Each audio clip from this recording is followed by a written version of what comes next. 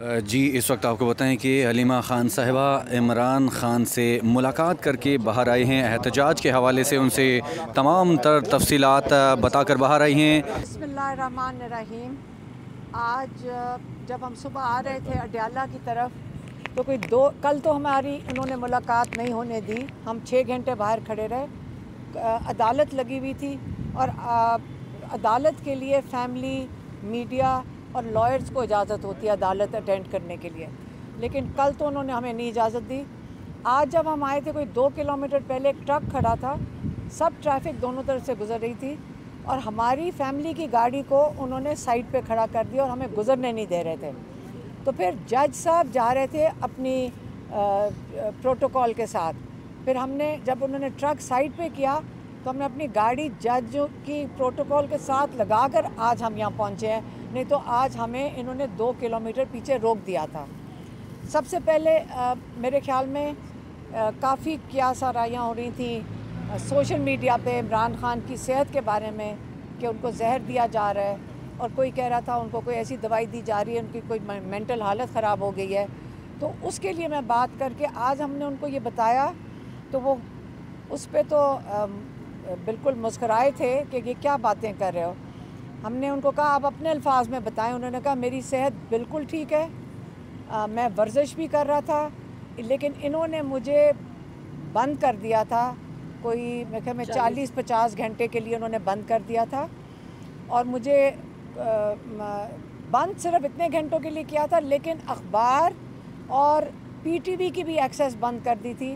تو ابھی تک ان کو کوئی بھی انفارمیشن 23 تاریخ سے اب تک کوئی انفارمیشن باہر سے نہیں ملی، سوائے اس کے کہ یا جب یہ صحافی گئے ہیں کل اور آج، یا اگر جو کل لائرز گئے ہیں، تو یہ میں نے کہا پہلے ذکر کہتے ہیں، اس کے بارے میں کافی انفارمیشن دی، ان کو کافی ڈیٹیلز بتائیں، اور یہ کافی کچھ آپ کو پتہ ہے سب کو کہ سوشل میڈیا پہ بھی چل رہا ہے، اور کئی بچے جو یہاں پہ بھی کھڑے ہیں یہ ادھر موجود تھے، تو اس کے بارے میں بتایا۔ تو خان صاحب عمران خان کافی شوق میں تھے،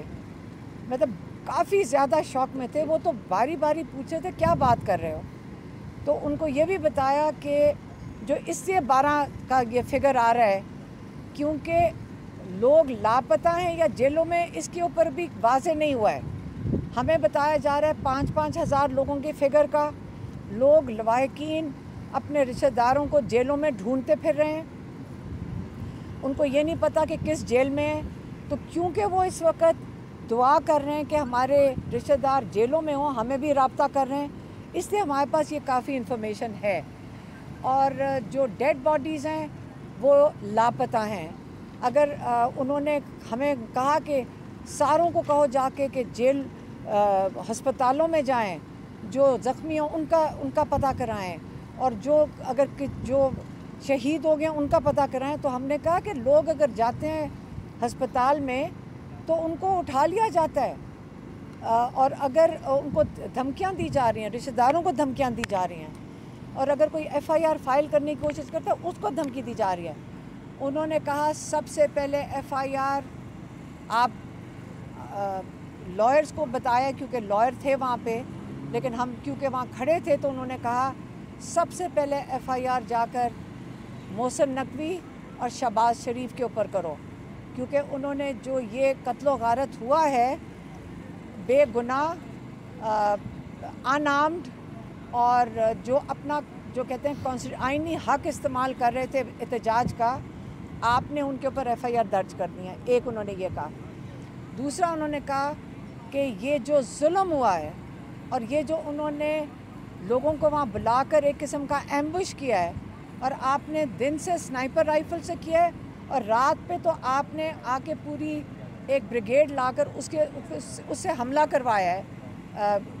بالکل اندھیرے کے اندر۔ انہوں نے کہا یہ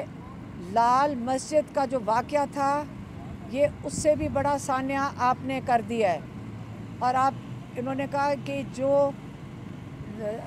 71 میں ہوا تھا جب یحییٰ خان کے وقت میں ایک وہ سانحہ تھا، پھر آپ نے اکبر بگٹی کے ساتھ جو کیا، آپ کا خیال ہے کہ اس کے بعد آپ بندے کو ختم کر دیں, اس کے بعد چین آ جائے گا؟ آج تک بلوچستان میں اس چیز کو بھولا نہیں گیا اور یہ یاد رکھتے ہیں. اور یہ اس قسم کا جب آپ اٹیک کرتے ہیں, اس سے غصہ کم نہیں ہوتا, اس میں رنجشیں ختم نہیں ہوتی, اس میں بڑھتی ہیں. اور اس وقت انہوں نے کہا غصہ بہت زیادہ بڑھے گا. 9 مئی کے بعد لوگ شوق میں تھے اور خوف میں تھے, لیکن جب 8 فروری کو لوگوں نے ووٹ ڈال دیا, اس کے بعد لوگوں کو اپنی ووٹ سے پتہ چلا کہ جمہوریت میں ہمارا حق ہے, اس ملک میں ہمارا حق ہے. جب انہوں نے اپنا حق لے لیا اور آپ نے چھین لیا, اس کے بعد لوگوں کا اب غصہ ہے. پہلے ان کو حق چھیننے پہ غصہ ہے, اب ان کے اوپر جو ظلم کیا جا رہا ہے اس کا غصہ ہے, اور یہ غصہ بڑھے گا. آپ یہ سمجھ لیں کہ ظلم کرنے سے آپ بھول جائیں کہ لوگ گھروں میں بیٹھ جائیں گے اور آرام سے یہ ظلم سہ لیں گے. وہ اپنے حق کبھی نہیں بھولیں گے. عمران خان نے پاکستانیوں کو کہا ہے, یاد رکھنا کہ ظلم, ہم نے کہا تھا کہ ہم ظلم ہوگا, مشکل آئے گی, قربانیاں دینی پڑیں گی, لیکن یہ نہیں مطلب کہ ہمیں دکھ نہیں ہے اس کا. اللہ تعالیٰ شہیدوں کو اونچے درجے دے, کیونکہ ان کی قربانیاں کبھی بھولی نہیں جائیں گی. لیکن اس کا یہ نہیں مطلب کہ 24 کروڑ لوگ اپنا حق بھول جائیں لینا. ابھی بھی آپ نے اٹھنا ہے. انہوں نے کہا ایک لاسٹ کارڈ ہے جو میرے پاس ہے, جو آپ کو کسی کو نہ بتاؤں گا, نہ پتہ چلے گا, لیکن وہ میرے پاس ہے, لیکن ابھی استعمال نہیں ہوگا. لیکن اس وقت جیسے کہ جو سسٹم کہتا ہے, ہم اپنی عدالتوں میں جائیں گے, ہم سپریم کورٹ میں جائیں گے, ہم اس ظلم کے خلاف کہ آپ نے سنائپر رائفل سے لوگوں کو, اپنے لوگوں کو, انارمڈ لوگوں کو جن کے پاس کوئی ہتھیار نہیں تھا, ان کو مارا ہے. سپریم کورٹ میں جائیں گے, ہم انٹرنیشنل اداروں کے پاس رپورٹ ہیومن رائٹس ابیوز کی, اس قسم کی چیز دنیا میں نہیں دیکھی گئی, یہ دنیا میں نہیں دیکھی گئی, آپ چھپا نہیں سکیں گے, یہ سب کچھ باہر آئے گا. اور انشاءاللہ ہم اس کو پرسیو کریں گے, اور اپنے لوگوں کو وہ ہدایت آپ کہتے ہیں ہم کروں گا کہ اس کو بالکل لوکل لیول پہ بھی, سپریم کورٹ میں بھی اور انٹرنیشنل بھی, آپ اس کا پورا بھرپور طریقے سے اس کو ہائی لائٹ کریں. یہ ان کا پیغام تھا, یہ میں نے آج آپ کو دے دیا. میڈم یہ بتائیے گا, اس احتجاج کے بعد ظاہر ہے لوگ شہید ہوئے, اس پر سارے لوگ مذمت کرتے ہیں اس واقعے کی, لیکن اس کے بعد جو پارٹی کے اندر ڈسکشنز ہو رہی ہیں, آپ کی طرف سے بھی 1-2 ٹویٹس ہوئی کہ کنٹینر سے آواز کیوں بند ہو گئی, لائٹیں کیوں بند ہو گئی. اسی طرح آپ کی دوسری بہن نے ایک ٹویٹ کی کہ بشریٰ بی بی کے متعلق, مشال یوسف زئی کے متعلق, یہ ساری جو باتیں ہیں اس پر خان صاحب نے کیا کہا؟